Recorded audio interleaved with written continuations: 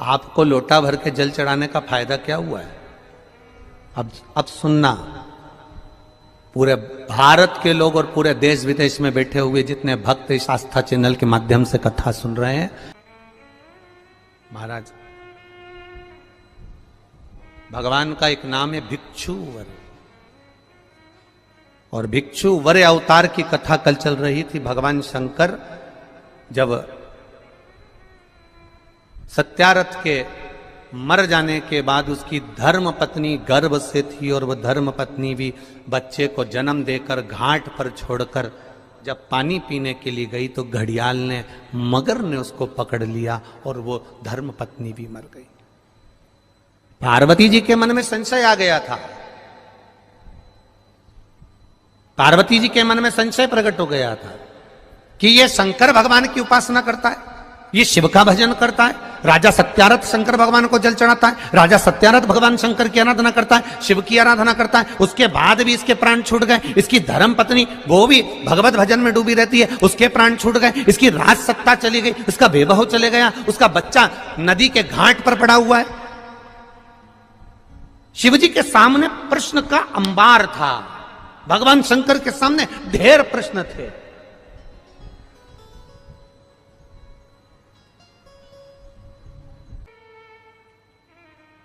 शिव का जो भक्त होता है वो विश्वास पर जीता है, भरोसे पर, दृढ़ता पर जीता है। दुनिया कुछ भी कहे, वो अपनी भरोसा, अपनी दृढ़ता शंकर के चरणों में रखता है, शिव के चरण।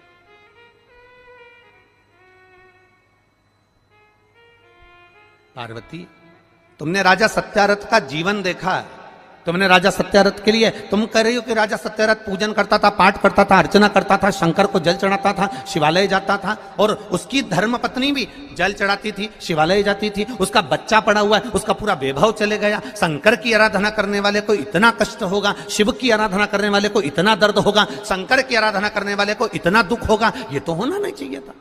ये दुख कैसे आया?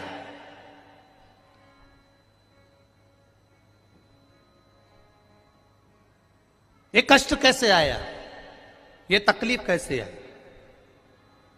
शिव जी ने कहा, पार्वती चल मैं तुझे घुमा के लाऊं, और घुमाया। जलाशय में पार्वती जी को पूरी लीला का दर्शन करा दिया कि पूर्व समय के भोग के कारण, पूर्व समय के दूसरे का सामान ले लिया था, दूसरे के घर पर आक्रमण कर दिया था, दूसरे का वैभव चुरा लिया था, दूसरे का धन चुरा लिया था, दूसरे की सत्ता चुरा ली थी।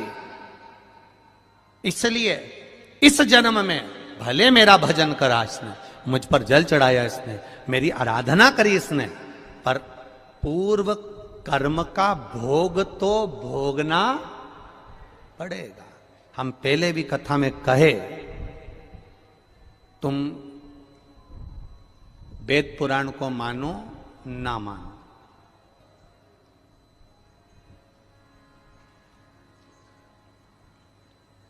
तुम धर्म शास्त्र को मानो ना मानो,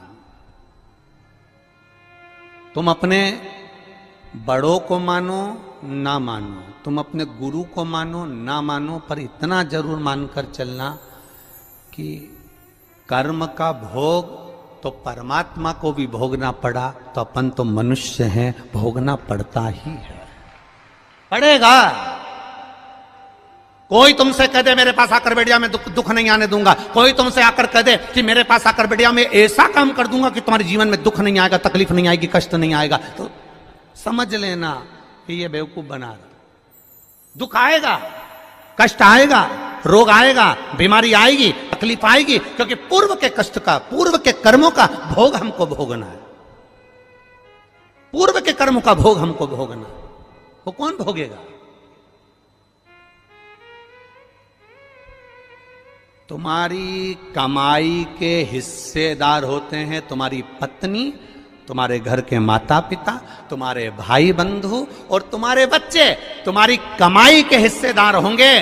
पर एक बात अपनी जिंदगी में उतार कर रखना, तुम्हारे कर्म के हिस्सेदार नहीं होंगे कि तूने कमाया कैसा था।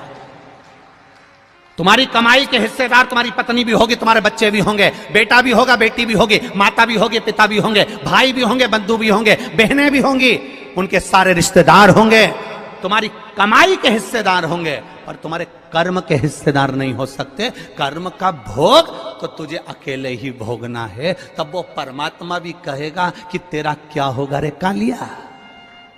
फिर वो भी कहेगा कि होगा क्या,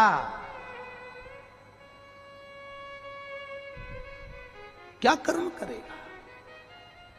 कोई दूसरा नहीं भोगेगा, हमें भोगना है, हमें।